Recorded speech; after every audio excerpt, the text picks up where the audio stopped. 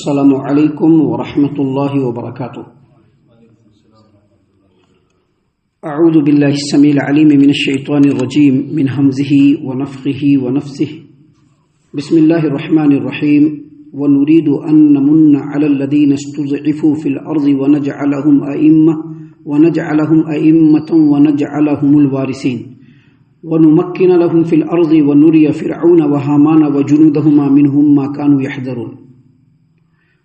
اور ہم یہ چاہتے تھے کہ جس گروہ کو اس ملک میں کمزور بنایا گیا تھا اس پر احسان کریں، انہیں سرکردہ بنائیں اور اس ملک کا وارث بھی بنائیں، اور انہیں اس ملک میں اقتدار بخشیں، اور فرعون اور حامان اور ان کے لشکروں کو وہی کچھ دکھائیں جس کا انہیں بنی اسرائیل سے خطرہ تھا۔ محترم سامعین کرام، سورۃ القصص سورہ نمبر 28 اور اسی سورت سے آیت نمبر 5 اور 6، یہ دو آیات ابھی آپ کے سامنے تلاوت کی گئی۔ بفضل اللہ، بعون اللہ، بتوفیق اللہ، دونوں آیتوں کا ترجمہ بھی آپ تمام کی خدمت میں پیش کیا گیا۔ سامعین کرام، جیسا کہ بتلایا جا چکا ہے کہ سورۃ القصص ہے، اور اس سورۃ کریمہ میں آغاز اللہ تبارک و تعالیٰ نے سیدنا موسیٰ علیہ السلام اور ان کے مقابل فرعون اور ان کے لشکر کا ذکر فرمایا ہے، اور یہ بھی ہم نے بتلایا ہے کہ یہ جو سورۃ کریمہ ہے اس کا نزول مکہ میں ہوا،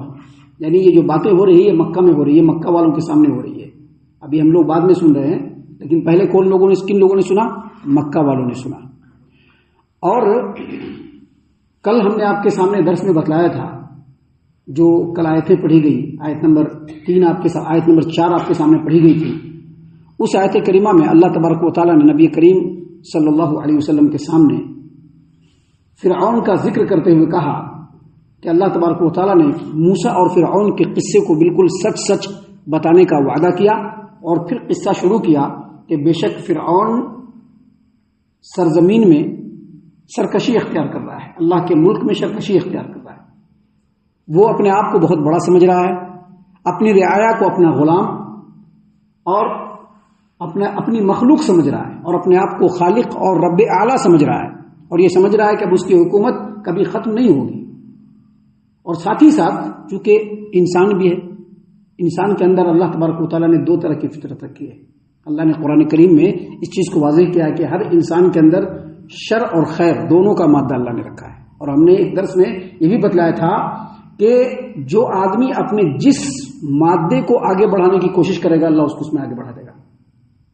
اللہ تبارک و تعالیٰ نے خیر کا مادہ رکھا ہے، جو آدمی چاہے گا کہ ہم خیر کے راستے پر چلے اللہ اس کو خیر کی طرف چلاتا لے جائے گا، اور جو آدمی چاہے گا کہ ہم شر کی طرف چلے اس کو اللہ شر کی طرف چلے، کیونکہ اللہ نے اس کو اختیار دے رکھا ہے۔ اللہ تبارک و تعالیٰ اس دنیا میں کسی کو مجبور نہیں بنایا، کون کس راستے پر چلے گا، کس راستے پر چلنا چاہتا ہے، یہ سب اللہ تبارک و تعالیٰ نے اس کے اختیار میں دے رکھا ہے۔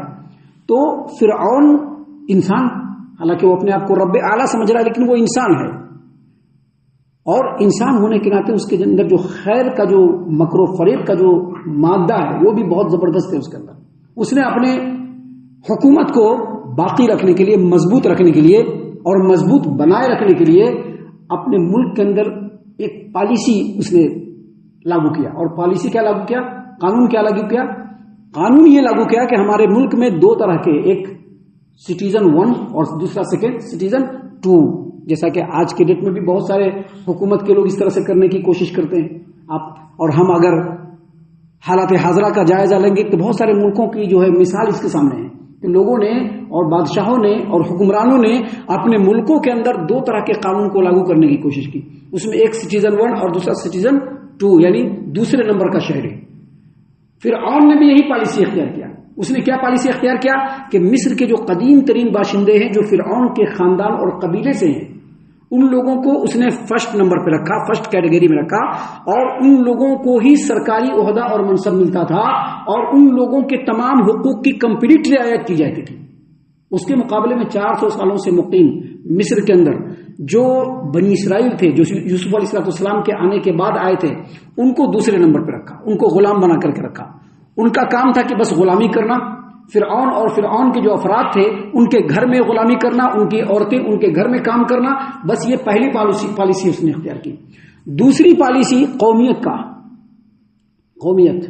ہم فلاں قوم کے، ہم فلاں قوم کے، جیسا کہ آج کے ڈیٹ میں بھی ہم دنیا کے حالات کا جائزہ لیتے ہیں تو بہت ساری جگہ پر قومیت کی بات ہوتی ہے، ہم اس قوم کو ہے، اور حکومت جس قوم کی ہوتی ہے اس قوم کے لوگوں کو آگے بڑھانے کے چکر میں دوسرے قوم کے اوپر ظلم و ستم کرتی ہے۔ بالکل ویسے ہی فرعون نے بھی کیا۔ فرعون نے اس طرح سے کیا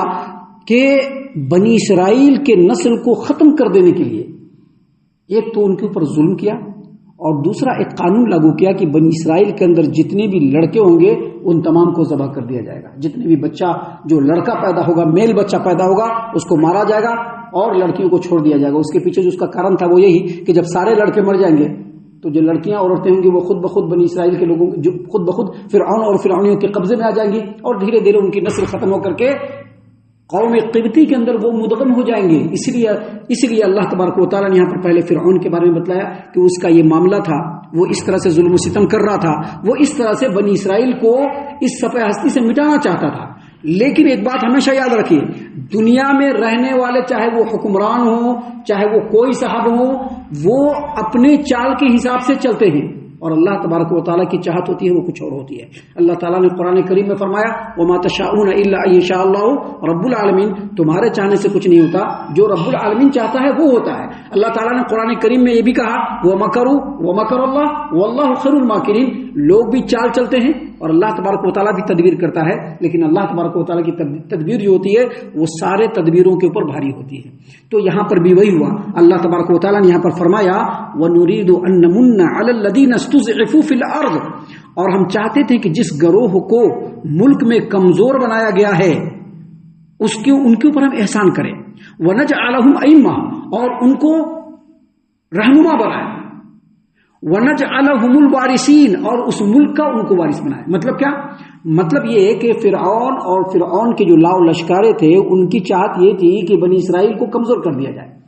ان کو کمپلیٹ ختم کر دیا جائے، ان کا جڑ سے صفائی کر دیا جائے، لیکن یہ ان کی چاہت تھی، اللہ کی چاہت نہیں تھی۔ اللہ کی چاہت کیا تھی؟ بنی اسرائیل کو بڑھایا جائے، جن لوگوں کے اوپر ظلم ہو رہا ہے ان کو نجات دلوایا جائے، جو ظالم ہیں ان کا مکمل صفایا کیا جائے۔ اور یہ اللہ کی سنت جائے، یاد رکھے گا، اللہ تبارک و تعالیٰ ظلم کو پسند نہیں کرتا ہے، اللہ تبارک و تعالیٰ ظالم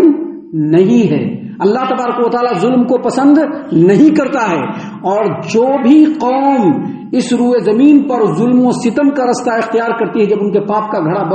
بھر جاتا ہے تو اللہ تعالیٰ اس کو اس روئے زمین سے مٹا دیتا ہے، اس روئے زمین سے ایسے ناپاک وجود کو اللہ تبارک و تعالیٰ بالکل ختم کر دیتا ہے۔ اللہ تبارک و تعالیٰ کی چاہت یہی تھی کہ جو مظلوم ہے ان کو بچایا جائے، ان کو نجات دیا جائے، ان کو سرخرو کیا جائے، جو ظالم ہے ان کو جڑ سے ختم کر دیا جائے، اور جو مظلوم ہے جن کے اوپر ظلم و ستم ہو رہا ہے یعنی بنی اسرائیل، نہ صرف یہ کہ ان کو بچایا جائے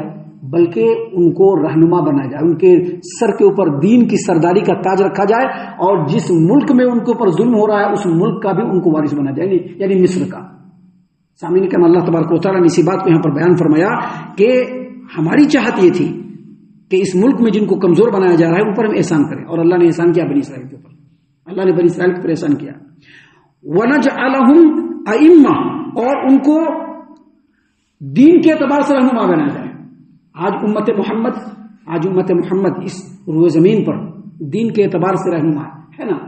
لیکن جب یہ امت نہیں تھی تو بنی اسرائیل ہی اس روئے زمین پر تمام لوگوں کے لیے دین کے رہنما تھے،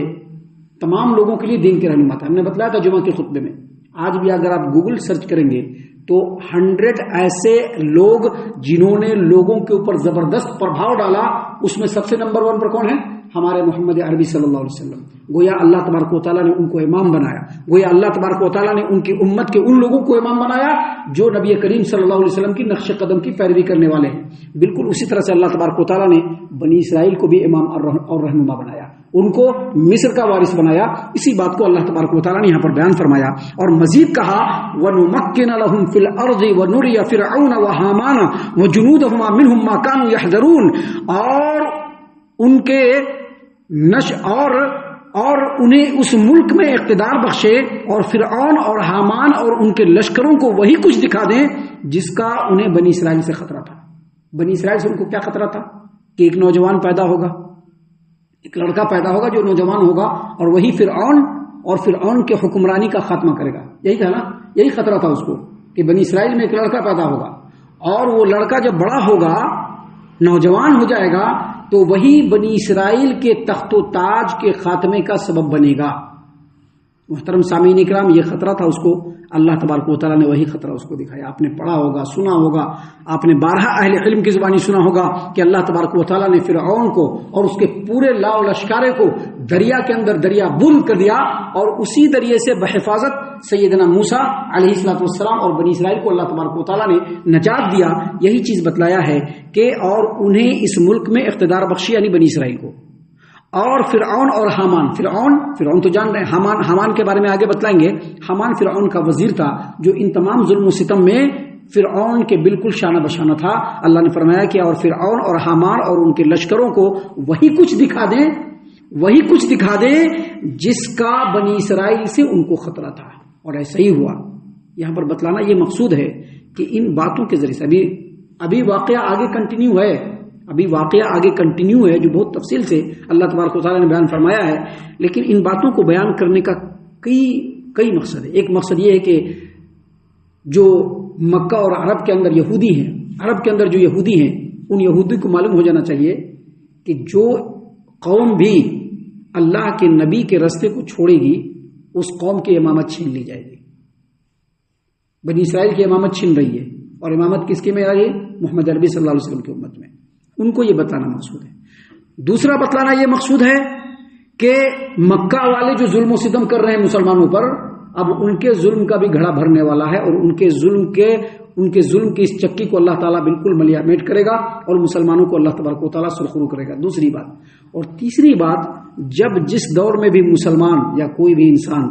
یا کوئی بھی جماعت یا کوئی بھی گروپ ان آیتوں کو پڑھے، تو ان کو سمجھ لینا چاہیے کہ اگر دنیا میں سرخرو چاہیے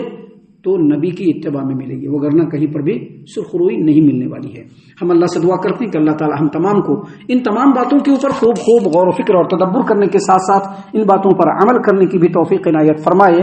آمین۔ اللہ تعالی ہم تمام کو صحیح معنوں میں پکا سچا مومن مسلمان بنائے، اللہ اور اس کے رسول صلی اللہ علیہ وسلم کی اطاعت و فرما برداری کرنے والا بنائے، صحابہ کرام رضی اللہ عنہم کے طریقے پر چلنے والا بنائے، جنت الفردوس میں جگہ عطا فرمائے۔ اے اللہ ہم تمام کو جہنم سے پناہ دے، اے رب العالمین ہم تمام کو جہنم سے پناہ دے، اے مالک الملک ہم تمام کو جہنم سے پناہ دے، آمین یا رب العالمین۔ وما علینا الا البلاغ المبین۔ تبارك الذي نزل الفرقان على عبده ليكون للعالمين نذيرا